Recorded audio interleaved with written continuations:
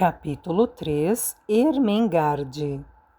Naquela primeira manhã, quando Sara se sentou frente a Miss Minchin, consciente de que toda a sala tinha os olhos cravados nela, não tardou a reparar numa menina, mais ou menos da sua idade, que a contemplava atentamente, com um par de olhos azul claros e assaz monótonos.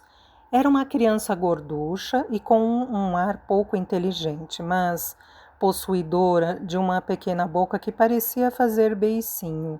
Usava o cabelo louro, claro como o linho, numa trança bem apertada, atada com uma fita.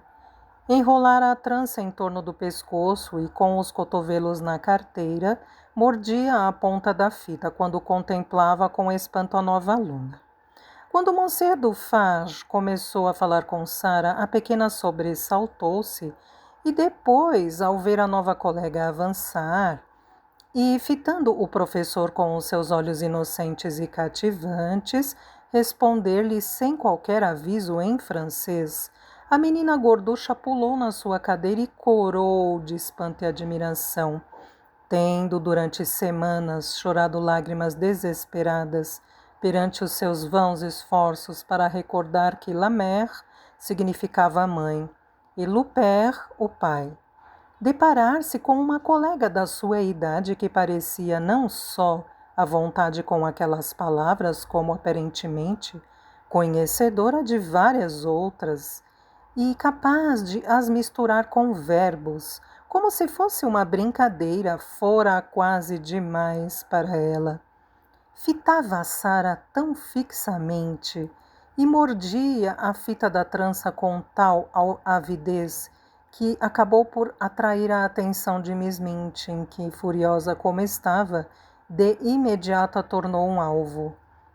Miss St. John, que modos são esses? Cotovelo para baixo, tire já a fita da boca e sente-se direita, ralhou com dureza.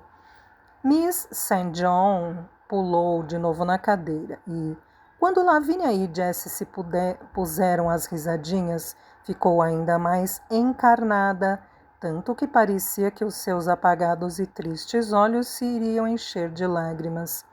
Sara reparou nisso e compadeceu-se de tal maneira da colega, que começou a simpatizar com ela e a querer tornar-se sua amiga. Sara tinha por hábito querer sempre correr em auxílio de quem sofria ou estava infeliz.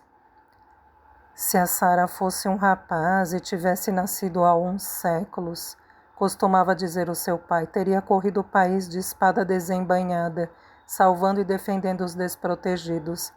Quer sempre fazer alguma coisa para ajudar quando vê pessoas em apuros. Simpatizou assim bastante com a pequena Miss St. John e toda a manhã não parou de olhar de relance para ela. Percebeu que ela tinha dificuldades com os estudos e que não corria o risco de alguma vez ficar presunçosa por ser tratada como aluna modelo. A lição de francês foi uma lástima. A sua pronúncia fazia até Monsieur Dufarge sorrir sem querer. E Lavínia, Jessie e as outras meninas riam dela, ou a olhavam com desdém. Sara, porém, mantinha-se séria, tentando fazer de conta que não tinha ouvido quando Miss St. John dissera Le bon pain em vez de Le bon pain. Tinha um feitio impossível e ficava revoltada e colérica quando ouvia as risadinhas e via o ar desolado e aflito da pobre Miss St. John. Não tem graça nenhuma, reclamara entre dentes, ao mesmo tempo que se inclinava sobre o livro. Não deviam rir.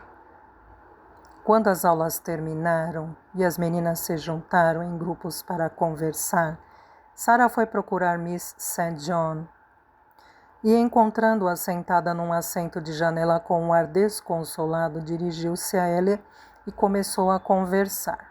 Disse apenas o tipo de coisas que as meninas costumavam dizer umas às outras quando travam conhecimento, mas havia qualquer coisa de amistoso e cativante em Sara e as pessoas costumavam senti-lo.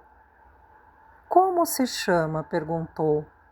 Para explicar o espanto de Miss St. John, devemos recordar que um aluno novo é, durante um curto espaço de tempo, um mistério. E acerca daquela nova aluna, toda a escola conversara na noite anterior até adormecer exausta de tanta excitação e histórias contraditórias. Uma nova aluna com uma carruagem, um pônei e uma criada, e uma viagem desde a Índia, não era uma aluna banal. O meu nome é Ermengarde St. John, respondeu ela. O meu é Sarah Crewe. Tem um nome muito bonito, parece saído de um livro de contos. Gosta? Balbuciou Ermengarde. Também gosto do seu. O maior obstáculo na vida de Miss St. John era ter um pai inteligente. Às vezes, este fato é uma terrível calamidade. Quando se tem um pai que sabe tudo, que fala 7 ou 8 línguas e possui na sua biblioteca milhares de volumes, que aparentemente aprendeu de cor, não é de estranhar que espere que conheçamos pelo menos o conteúdo dos nossos livros de estudo. Nem improvável que considere que deveríamos se manter capazes de recordar, quanto mais não seja alguns acontecimentos históricos, e fazer um exercício escrito de francês. Ermengarde era uma grande provação para o Sr. St. John, que não conseguia entender como é que uma filha sua podia ser uma criança tão inequívoca e claramente embotada de espírito que nunca se distinguia em coisa alguma. Santo Deus! Lamentara-se ele mais do que uma vez ao olhar para ela. Há alturas em que acho que ela é tão imbecil quanto a tia Elisa. Se a sua tia Elisa se revelara lenta a aprender e rápida a esquecer por completo, e quase de imediato o que aprendera, então Ermengarde assemelhava-se a ela de forma incontestável. Era a pior aluna da escola, sem margem para dúvida. É preciso obrigá-la a aprender, instruíra o seu pai a Miss Minchin. Em resultado, Ermengarde passara a maior parte da sua vida em lágrimas ou de castigo. Aprendia as matérias e as esquecia, ou então, quando não as esquecia, não as compreendia. Portanto, nada mais natural que, tendo travado o conhecimento com Sarah, ficasse sentada a contemplá-la com profunda admiração. Sabe falar francês, não sabe? Inquiriu ela num tom muito respeitoso. Sarah avançou para o assento da janela, que era espaçoso, e sentou-se, recolhendo as pernas por baixo do corpo e cruzando as mãos em redor dos joelhos. Sei, porque toda a minha vida ouvi falar francês. O mesmo aconteceria contigo, explicou Sarah. Oh, não, eu nunca seria capaz, afirmou Ermengarde. Nunca conseguiria falar francês. Por quê? Quis saber Sarah. Ermengarde abanou a cabeça, fazendo-a balançar a sua trança. Você me ouviu há pouco. É sempre assim, não consigo pronunciar as palavras, são tão esquisitas. Deteve-se por um momento e depois acrescentou com um tom de assombro na voz. Você é inteligente, não é? Pela janela, Sarah contemplou uma praça soturna. Os pardais pulavam e chilreavam nas úmidas balaustradas de ferro e nos ramos das árvores cobertos de fuligem. Pensou por um momento. Ouvira muitas vezes dizer que era inteligente e interrogava-se se seria mesmo. E se fosse, como é que tal sucedera? Não sei dizer, respondeu. Então, ao ver um ar pesaroso no rosto redondo e rechonchudo da colega, soltou uma pequena risada e mudou de assunto. Você gostaria de conhecer a Emily? Quem é a Emily? Perguntou Ermengarde, tal como Miss Minchin fizera. Venha até o meu quarto e saberá, disse Sarah estendendo a mão. Saltaram juntas do assento e subiram ao piso de cima. É verdade que você tem um quarto de brincar só para ti? sussurrou Ermengarde enquanto atravessavam o vestíbulo. Sim, o papá pediu um quarto de brincar para mim, porque quando eu brinco, eu invento histórias e eu conto-as a mim mesma e não gosto que as pessoas me ouçam, estraga a brincadeira. Tinham, entretanto, chegado ao corredor que conduzia ao quarto de Sara. Ao escutá-la, Ermengarde estacou, esbugalhando os olhos e respirando com esforço. Inventa histórias? E consegue fazer isso além de falar francês? Ah, sério? Sara olhou para ela surpreendida. Qualquer pessoa pode inventar uma história. Nunca experimentou? Perguntou. Em forma de aviso, apertou a mão de Ermengarde, sussurrando: Vamos aproximar-nos da porta sem fazer barulho e depois eu vou abrir de repente. Talvez a consigamos surpreender. O seu tom era meio brincalhão, mas o olhar revelava um brilho misterioso e esperançoso que fascinou Ermengarde.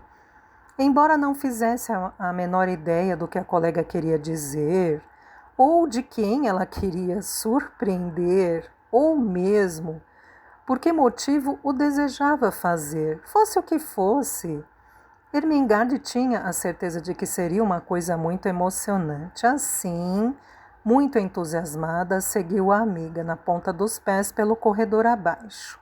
Não fizeram qualquer ruído até chegarem à porta. Então, de súbito, Sara rodou a maçaneta e abriu a porta de par em par, revelando um quarto muito arrumado e silencioso, um fogo a arder na lareira e uma magnífica boneca sentada numa cadeira junto ao lume, aparentemente a ler um livro. Oh! Ela voltou para a cadeira antes que pudéssemos ver, explicou Sara. Outra coisa não seria de esperar, são tão rápidas como um relâmpago. Ermengarde desviou o olhar de Sara para a boneca e de volta para Sara. Ela consegue andar? Perguntou sem fôlego. Sim, eu acredito que sim, ou pelo menos faço de conta que sim. E é como se fosse verdade. Você nunca fez de conta? Não, nunca. Como é isso? Quis saber Ermengarde.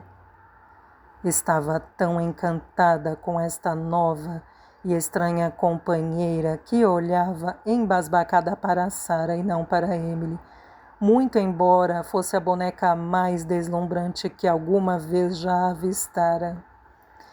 Vamos sentar-nos e eu já te conto, sugeriu Sara. É tão fácil que, assim que começamos, já não somos capazes de parar e fazemos uma e outra vez. E é maravilhoso. Emily, preste atenção. Esta é a Ermengarde St. John. Ermengarde, apresento-lhe a Emily. Gostaria de lhe pegar? Oh, posso. Sério, ela é linda. E Emily foi colocada nos braços de Ermengarde. Nunca, na sua curta e monótona vida, Miss St. John sonhara em passar uma hora como a que desfrutou com a nova e estranha colega, até ouvirem a campainha que a chamava para o lanche e serem obrigadas a descer.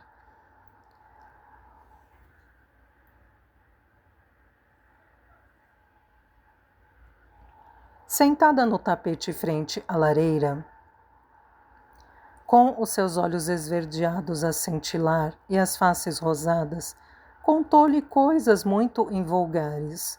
Contou histórias da sua viagem, histórias da Índia, mas o que mais fascinou Ermengarde foi a imaginação de Sara, a ideia que ela tinha de que as bonecas podiam andar e falar e fazer tudo o que quisessem quando não havia pessoas por perto, mantendo os seus poderes em segredo e regressando aos seus lugares com a velocidade de um relâmpago quando pressentiam a chegada de alguém.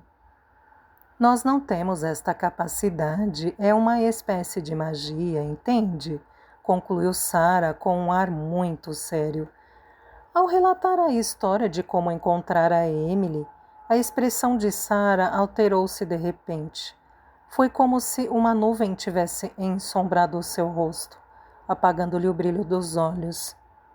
Inspirou tão bruscamente que produziu um som estranho e lamentoso, quase um gemido. E, a seguir, cerrou os lábios com força, como se estivesse decidida a fazer ou a não fazer determinada coisa. Ocorreu a Ermengarde que, se a sua colega fosse como as outras meninas, talvez tivesse desatado a soluçar e a chorar, mas não foi o que aconteceu. Dói alguma coisa? Perguntou Ermengarde. Ao fim de um momento, Sarah respondeu sim, mas não é no corpo. Depois acrescentou uma coisa em voz baixa que se esforçou por manter firme. Ama o seu pai mais do que qualquer outra coisa no mundo inteiro? Ermengarde deixou pender o queixo. Sabia que não seria próprio de uma menina respeitável, que frequentava um seleto colégio, afirmar que nunca lhe ocorrera que fosse possível amar o pai, que tudo faria para evitar ser deixada sozinha na companhia dele durante 10 minutos. Estava, portanto, muito embaraçada. Raras vezes o vejo. Passo tempo na biblioteca a ler, gaguejou ela. Eu amo o meu acima de tudo no mundo, e essa é a minha dor. Ele foi embora, disse Sarah. Encostou a cabeça nos joelhos, unidos e levantados, e deixou-se ficar sentada muito quieta por uns minutos. Vai desatar a chorar, pensou Ermengarde receosa. Sarah não chorou. Os caracóis pretos e curtos tombaram-lhe em redor das orelhas e ela manteve-se imóvel. Falou então sem levantar a cabeça. Prometi-lhe que seria valente e pretendo cumpri-lo. Temos de ser capazes de suportar as adversidades. Imagino que os soldados têm de tolerar. O meu papá é soldado. Se houvesse uma guerra, ele teria que aguentar as marchas, a sede e talvez ferimentos graves. E eu tenho a certeza de que nunca se queixaria, que da boca dele não sairia nenhum lamento. Ermengarde não podia deixar de fitar a sua amiga. Era tão espantosa e diferente de toda a gente. Sentia que começava a desenvolver uma adoração por ela. Sarah levantou então a cabeça e sacudiu os caracóis, esboçando num sorriso estranho. Se continuar a falar sem parar e a contar coisas da minha imaginação, suportarei melhor a ausência dele. Não a esquecerei, mas sempre a tolerarei melhor.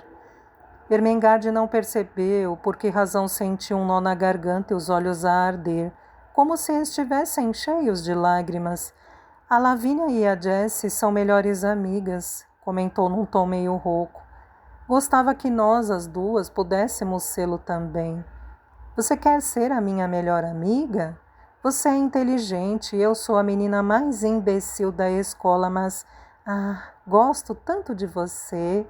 Fico muito contente com isso e grata. Sim, vamos ser amigas. E sabe o que mais? Um súbito brilho iluminou o olhar de Sarah. Vou te ajudar com as lições de francês.